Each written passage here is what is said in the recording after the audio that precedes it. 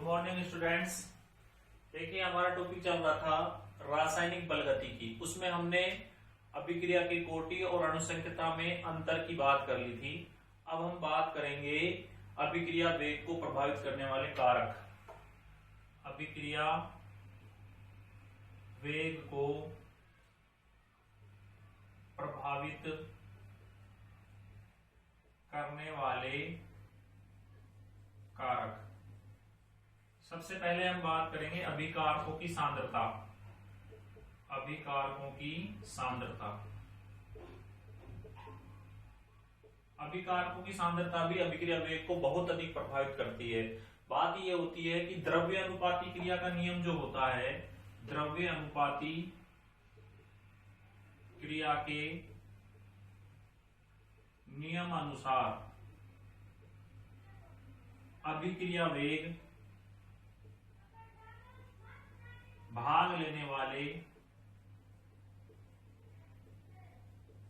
अभिकारकों की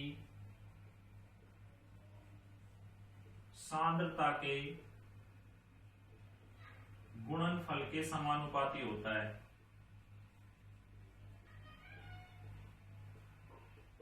समानुपाती होता है।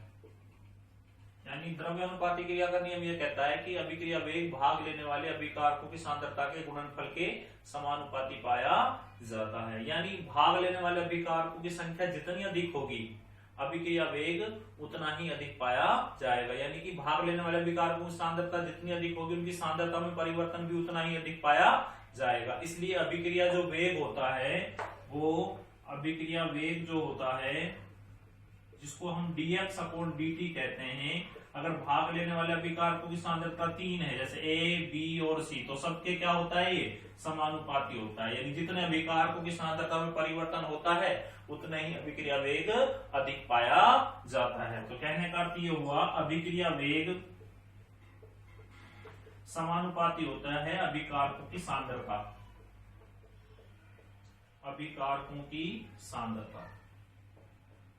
ठीक है, तो मुझे उम्मीद है कि आपको क्लियर हो गया होगा कि अभिक्रिया वेग क्या होता है, भाग लेने वाले अभिकारकों की सांद्रता के गुणनफल के समानुपाती पाया जाता है। किसके नियम अनुसार? द्रव्य अनुपाती क्रिया के नियम के अनुसार अभिक्रिया वेग भाग लेने वाले अभिकारकों की सांद्रता के गुणनफल के समानुपाती पाया जाता है। माना किसी रासायनिक अभिक्रिया में 3 अभिकारक भाग ले रहे हैं, जैसे A, B और C, तो सबके क्या हो गया, ये समानुपाती हो गया।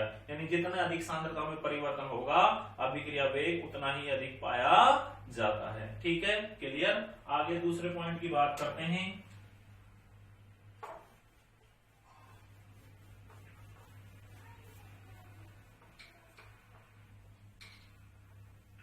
दूसरा पॉइंट होता है उत्प्रेरक का प्रभाव। सेकंड पॉइंट होता है उत्प्रेरक का प्रभाव।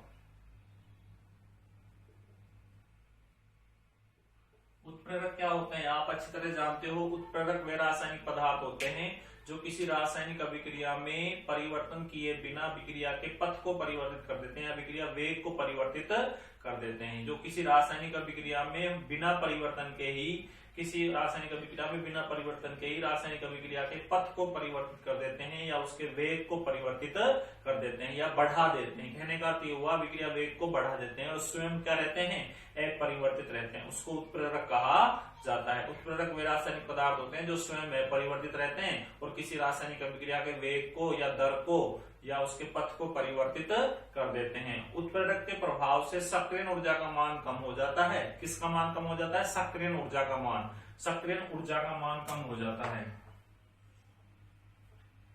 सक्रियण ऊर्जा का मान कम हो जाता है। सक्रियण ऊर्जा क्या होती है? वह निश्चित न्यूनतम ऊर्जा जो किसी रासायनिक अभिक्रिया में उत्पाद बनने का विरोध करती है। वह निश्चित न्यूनतम ऊर्जा जो किसी रासायनिक अभिक्रिया में बनने वाले उत्पाद का विरोध करती है, उसको क्या कहा जाता है? सक्रियण ऊर्जा कहा जाता है। जिसके आधार पर हम एक ग्राफ बनाते हैं और ग्राफ के आधार पर उत्प्रेरक के प्रभाव को देखते हैं कि उत्प्रेरक क्या करता है, किसी भी रासायनिक अभिक्रिया में निर्मित होने वाली या बनने वाले विरोध सक्रियण ऊर्जा के मान को क्या करता है? कम करता है। तो देखते हैं ग्राफ के अंतर्गत ये होती है स्थितिज ऊर्जा,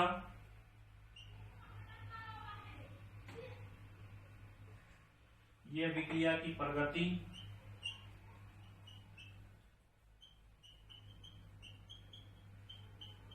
प्रगति। तो स्थिति ये हो जाती है, ये तो हो गया रिएक्टेंट, ये हो गया प्रोडक्ट। यहां से यहां तक की मान को कहते हैं सक्रिय ऊर्जा, EA1 मान लिया मैंने इसको। क्या मान लिया? EA1 यानी एक्टिवेशन। ए का पर मतलब है एक्टिवेशन, ई का मतलब है एनर्जी, सक्रिय ऊर्जा प्रथम। ये तो हो गए उत्प्रेरक की अनुपस्थिति में, उत्प्रेरक की अनुपस्थिति। और यहां से यहां तक की बात करेंगे जब ये हो जाएगा उत्प्रेरक की उपस्थिति।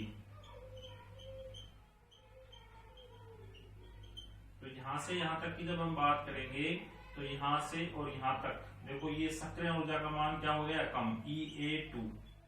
ये EA1 है और ये EA2 है।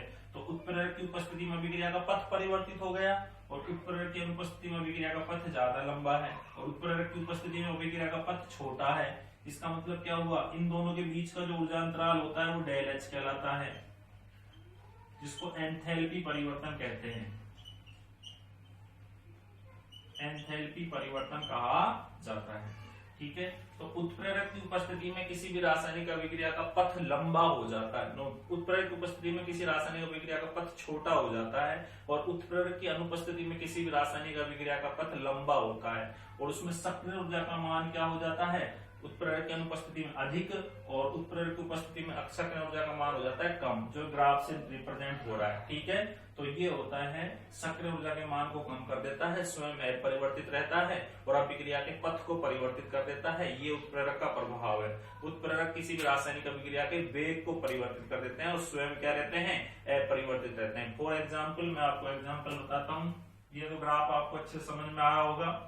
अब एग्जाम्पल की बात कर लेते हैं।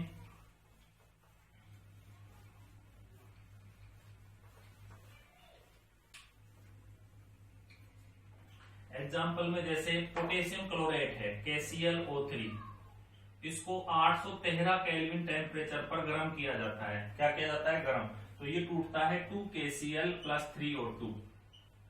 इसके दो मोल लिए जाते हैं। इसका नाम है पोटेशियम क्लोराइड, पोटेशियम क्लोराइड। ठीक है, लेकिन जब इसमें मैग्नीज की उपस्थिति मिला दी जाती है, यानी कि KClO3 में उत्प्रेरक मैग्नीज मिला दिया जाता है, मैग्नीज उत्प्रेरक मिला दिया जाता है, टेम्परेचर 613 केल्विन पर ही रिएक्शन संपन्न हो जाती है, यानी 200 केल्विन का अंतर आ जाता है जब उत्प्रेरक मिला दिया जाता है। तो प्रोडक्ट बनता है 2KCl + 3O2, 2KCl + 3O2। तो यहाँ पर कितने केल्विन का अंतर आ जाता है? 200 केल्विन का अंतर आ जाता है। ठीक है, तो ये उत्प्रेरक की अनुपस्थिति में रासायनिक अभिक्रिया थी और ये उत्प्रेरक की उपस्थिति में रासायनिक अभिक्रिया है। ये उत्प्रेरक की अनुपस्थिति में, ये उत्प्रेरक की उपस्थिति में। ठीक है, और एग्जांपल देखते हैं जैसे N2 + 3H2 रिवर्सिबल Fe और मोलिब्डेनम की उपस्थिति में किसका निर्माण होता है? अमोनिया का। ये अमोनिया निर्माण की होगर विधि कहलाती है। कौन सी विधि कहलाती है? होगर विधि। ठीक है, तो ये थी अमोनिया निर्माण की होगर विधि। N2 + 3H2 Fe और मोलिब्डेनम की उपस्थिति में किसका निर्माण होता है? 2NH3 का निर्माण होता है। ये अमोनिया निर्माण की कौन सी विधि है? होगर विधि। इसी प्रकार एक एग्जांपल और देते हैं। वनस्पति तेल का हाइड्रोजनीकरण किसकी उपस्थिति में किया जाता है? निकिल उत्प्रेरक की उपस्थिति में किया जाता है। क्या बनता है? वनस्पति घी बनता है। क्या बनता है? वनस्पति घी। यानी निकिल धातु की सतह पर जो हाइड्रोजन गैस होती है वो अधिशोषित होती है। क्या होती है? अधिशोषित होती है। इसलिए वनस्पति तेल की उपस्थिति में, निकिल उत्प्रेरक की उपस्थिति में हाइड्रोजनीकरण कराया जाता है तो वनस्पति घी बनता है। वनस्पति तेल एक असंतृप्त हाइड्रोकार्बन श्रृंखला है। कैसी है? असंतृप्त हाइड्रोकार्बन श्रृंखला। जबकि वनस्पति घी कैसा है? संतृप्त हाइड्रोकार्बन श्रृंखला। संतृप्त हाइड्रोकार्बन श्रृंखला, संतृप्त हाइड्रोकार्बन श्रृंखला। ठीक है, तो कहने का अर्थ ये हुआ उत्प्रेरक की उपस्थिति में किसी रासायनिक अभिक्रिया का पथ परिवर्तित होता है, वेग परिवर्तित बढ़ जाता है और रासायनिक अभिक्रिया तीव्र माध्यम में संपन्न हो जाती है और सक्रिय ऊर्जा के मान को उत्प्रेरक क्या कर देता है? कम कर देता है। ठीक है, तो ये थे उत्प्रेरक का प्रभाव। अब है अभिकारकों की प्रकृति, तीसरा नंबर पॉइंट। ये रिएक्शन आपको अच्छे समझ में आ गई होंगी। अब हम बात करेंगे तीसरे पॉइंट की।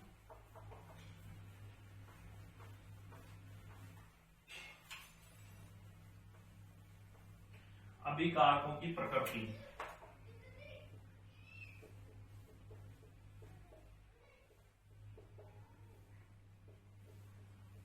अभिकारकों की प्रकृति से तात्पर्य ये है, मैं आपको लिख देता हूं, यदि अभिकारकों की प्रकृति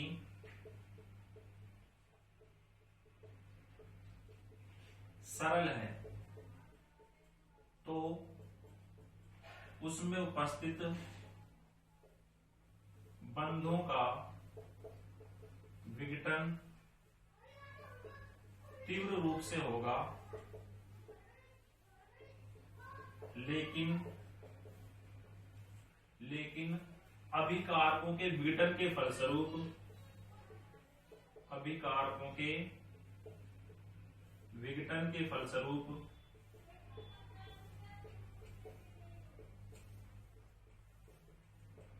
उत्पाद बनने में समय नहीं मिल पाने के कारण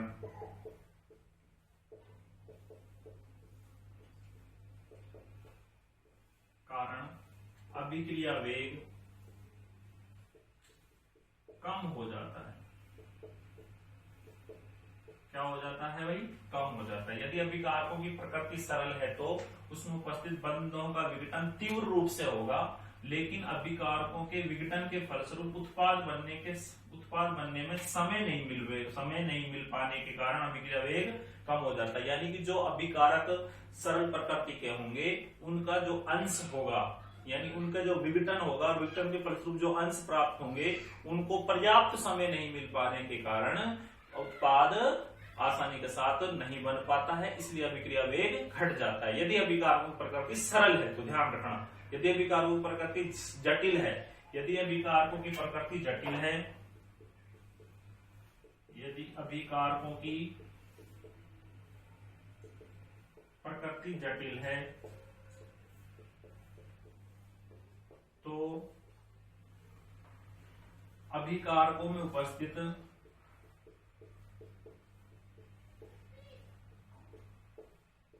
पुराने बंधों का विघटन धीरे धीरे होगा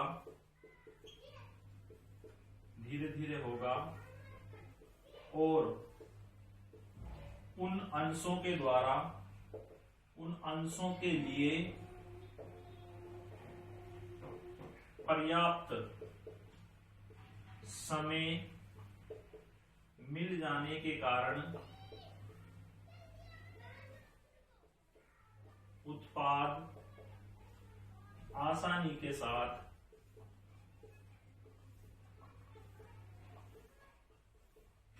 निर्मित होते हैं।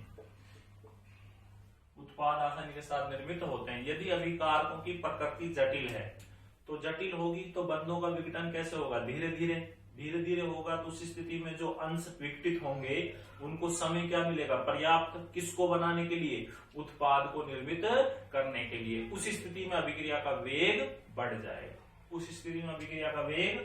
जाएगा। यानी कहने का अर्थ ये हुआ, दो एग्जांपल मैं आपको बता रहा हूं, एक बार फिर देख लो। यदि अभिकारकों की प्रकृति सरल है तो उसमें उपस्थित बंधों का विघटन तीव्र रूप से होगा, लेकिन अभिकारकों के विघटन के फलस्वरूप उत्पाद बनने के समय नहीं मिल पाने के कारण अभिक्रिया वेग कम हो जाता है।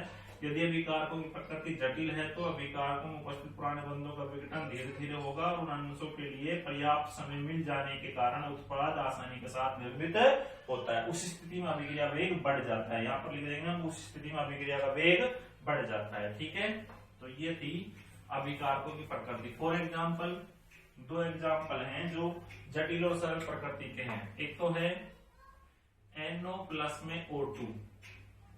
यहाँ पर ये जटिल प्रकृति का विकारक है तो क्या बनेगा? NO2, 2NO2। यहाँ पर ये जटिल प्रकृति का है, ये जटिल प्रकृति का विकारक माना गया है, जटिल अभिकारक। तो यहाँ पर अभिक्रिया का वेग तीव्र होगा, ठीक है। और यहाँ पर कार्बन ऑक्साइड प्लस में O2 होगा तो क्या बनेगी, CO2 बनेगी। यहाँ पर जो अभिक्रिया वेग ये कैसा माना गया है, सरल प्रकृति का माना गया है, सरल प्रकृति का माना गया है। यहाँ पर अभिक्रिया वेग मंद होगा,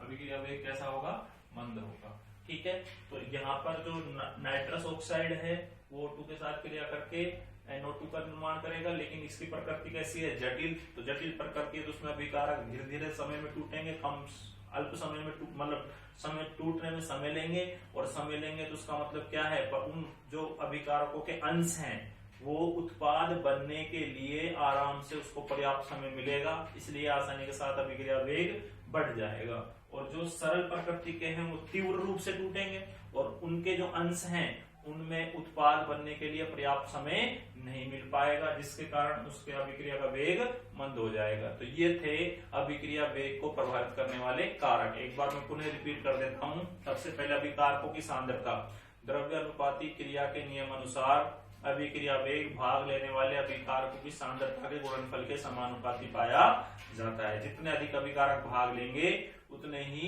अभिकारकों की गुणनफल, उतने ही अभिकारकों की सांद्रता में परिवर्तन होगा, और अभिक्रिया वेग भी उतना ही अधिक पाया जाएगा। ठीक है, क्योंकि द्रव्यानुपाती क्रिया के नियम से अभिक्रिया वेग भाग लेने वाले अभिकारकों की सांद्रता गुणनफल के समानुपाती होता है, यानी कि अभिक्रिया वेग सांद्रता परिवर्तन के समानुपाती पाया जाता है। उत्प्रेरक का प्रभाव, उत्प्रेरक वो होते हैं जो स्वयं परिवर्तित रहकर किसी भी रासायनिक अभिक्रिया के वेग को बढ़ा देते हैं। जैसे मैंने पोटेशियम क्लोराइड को 813 केल्विन पर विदाउट उत्प्रेरक गर्म किया था, लेकिन जैसे ही मैंगनीज उत्प्रेरक मिलाया तो 613 केल्विन पर ही वो गर्म हो गया, 200 केल्विन का अंतर हो गया। उत्प्रेरक की उपस्थिति में क्या होता है, सक्रिय ऊर्जा का मान कम हो जाता है। वह निश्चित न्यूनतम ऊर्जा जो अभिकारकों से उत्पाद बनने का विरोध करती है, उसके मान को उत्प्रेरक कम कर देते हैं।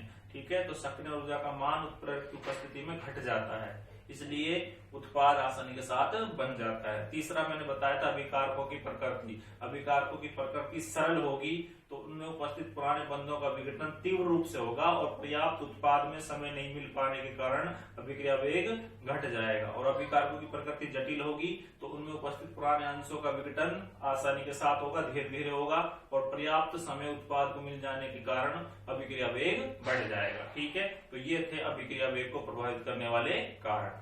ठीक है, आगे हम बात करेंगे नेक्स्ट क्लास के अंतर्गत। ओके, धन्यवाद।